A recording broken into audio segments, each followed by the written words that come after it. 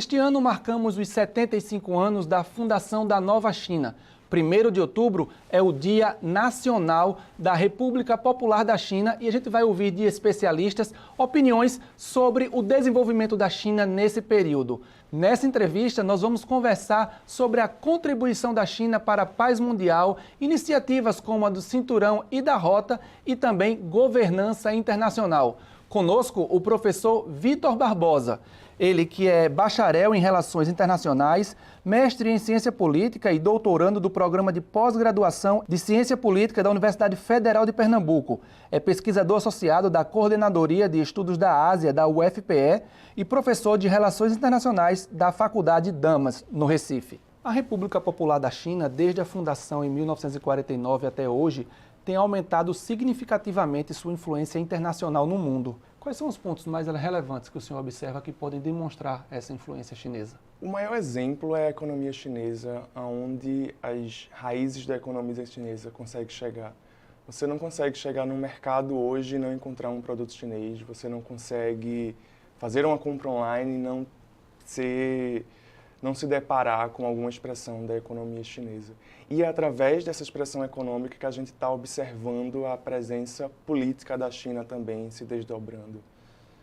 Principalmente nas organizações internacionais, principalmente de forma bilateral também, com a nova Rota da Seda, por exemplo, que eles estão construindo uma série de elementos de infraestrutura por todo o mundo, que de certa forma também é uma expressão do Estado chinês, né? A gente pode dizer que existe uma migração do futuro da ordem global do Ocidente para o Oriente?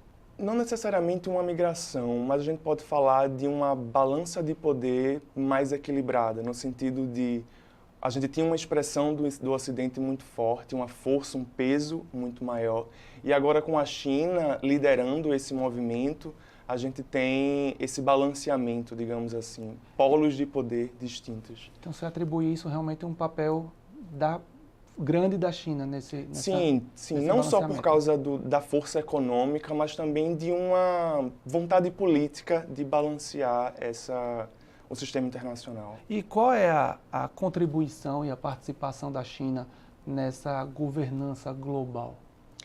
A China é muito tradicional na sua política externa e tradicional no foco que ela tem em governança global. Quando a China prega a multilateralidade, o diálogo, quando a China consegue, por exemplo, um acordo histórico entre a Arábia Saudita e o Irã, que são inimigos entre aspas, históricos, é muito focado em tentar dialogar, tentar fazer uma governança não focada na soma zero, ou seja, todo mundo tem que se beneficiar. Não é a política internacional não precisa ser um ambiente onde apenas um vai ganhar e o outro vai perder. Professor, a gente vê três iniciativas da China, 3 iniciativas globais. Eu queria que o senhor pudesse comentar um pouquinho delas, que são as principais que estão sendo comentadas agora, que é a iniciativa do desenvolvimento global, a iniciativa de segurança global e também a iniciativa de civilização global apresentada pela China. Além da sua avaliação, também que o senhor queria pontuasse isso especialmente para os países do sul global. As 3 iniciativas elas foram lançadas oficialmente há uns 2 anos, então elas estão ainda num momento muito embrionário. Todas elas dialogam entre si, por exemplo, a de desenvolvimento é pensar as economias, todas as economias têm que crescer para que a gente tenha um ambiente internacional estável. A de segurança está atrelada ao desenvolvimento porque eles levam muito em consideração que para um Estado se desenvolver precisa da segurança e a segurança também está ligada ao desenvolvimento. E a da civilização é muito ligada à ideia de que não existe uma hierarquia entre os povos, não existe uma superioridade entre as nações. A gente tem, na verdade, um ambiente de igualdade. Como somos iguais, temos que crescer juntos, temos que caminhar. Eles usam muito uma metáfora sobre pequenos navios no mar, que você não vai conseguir resistir aos problemas se cada um tiver em uma pequena embarcação, mas se todo mundo tiver numa grande embarcação, você vai conseguir resistir às tempestades, conseguir resistir aos problemas que possam vir no caminho. Então, quando a China lança, ela divide, né, em 3 vertentes, mas ela está falando de uma coisa só, que é precisamos agir coletivamente, precisamos agir pensando o futuro, pensando a civilização humana numa esfera mais geral.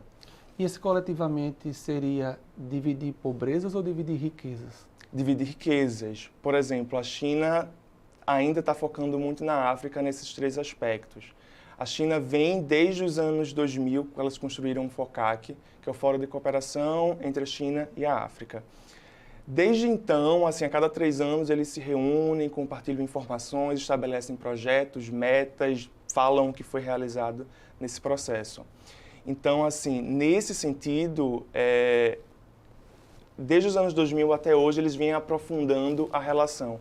Antes falavam muito numa esfera de filosofia, de metas, de conceitos centrais, pensando o que eles faziam nos anos 2000.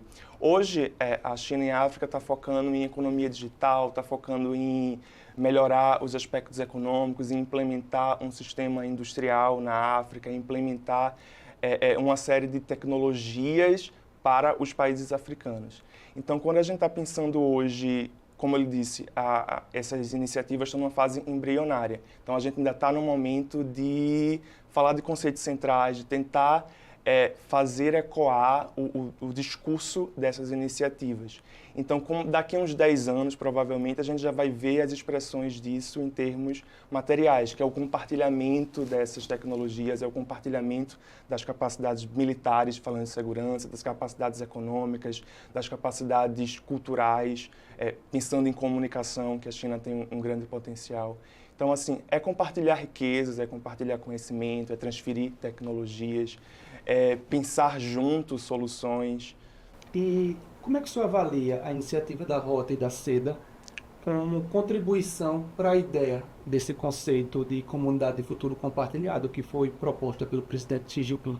A nova Rota da Seda propõe conectar, né, as economias através de elementos de infraestrutura que os países do sul global carecem tanto, né? Então, quando eles estão construindo ferrovias, portos, aeroportos... Aqui no Peru, com a Amazônia, né, estão construindo um porto no Peru, que vai ter uma rodovia, uma ferrovia que vai chegar no Brasil. Exatamente. Até Manaus, pela Zona Franca. Isso você consegue diversificar as economias, você consegue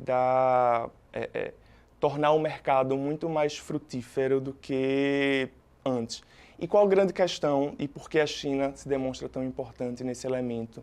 É porque ele toma, de fato, a iniciativa que os estados do norte global, por exemplo, sempre a gente tenta, é um pouco clichê balancear com os Estados Unidos, mas os Estados Unidos sempre tiveram essa capacidade de investir econômica e política, mas nunca o fizeram. Então, assim, quando a China realmente torna isso possível, demonstra muito como eles são coerentes na sua política e na sua economia. Porque se você dá a capacidade para os estados do sul de ter o porto, de ter essa conexão com o interior da sua economia, de poder fazer esse escoamento de produção, você está tornando possível o desenvolvimento daquele país. Você está criando emprego, você está fazendo a economia girar, você está dando a oportunidade dos produtos de lá chegarem à China, por exemplo, da mesma forma que os produtos chineses de chegar a essas regiões. Então, é fazer algo que nunca foi possível, muito talvez por essas políticas externas focadas no alto interesse e não num sentido maior de comunidade internacional. Professor, para a gente finalizar, como é que a gente pode observar a participação do Brasil nessa iniciativa da Rota e da Seda? Eu acredito que ainda há muito mais espaço para a gente se envolver, principalmente em termos de tamanho de Brasil. Quando a gente pega, por exemplo, os países africanos que estão diretamente envolvidos. Há muitos países envolvidos porque os países de lá são muito menores. Quando a gente vem para o Brasil, a gente tem um país continental. Então, assim, a gente poderia estar muito mais envolvido de norte a sul em diversos projetos. Então, acredito que cabe não só ao governo federal, mas os governos estaduais investirem numa diplomacia para tentar aproximar o Brasil dessa iniciativa. Professor, muito obrigado por compartilhar conosco a sua visão de China e de diplomacia da China com o mundo. Obrigado. Do Recife, Luiz Boaventura, em uma coprodução entre o Diário de Pernambuco e a Rádio Internacional da China.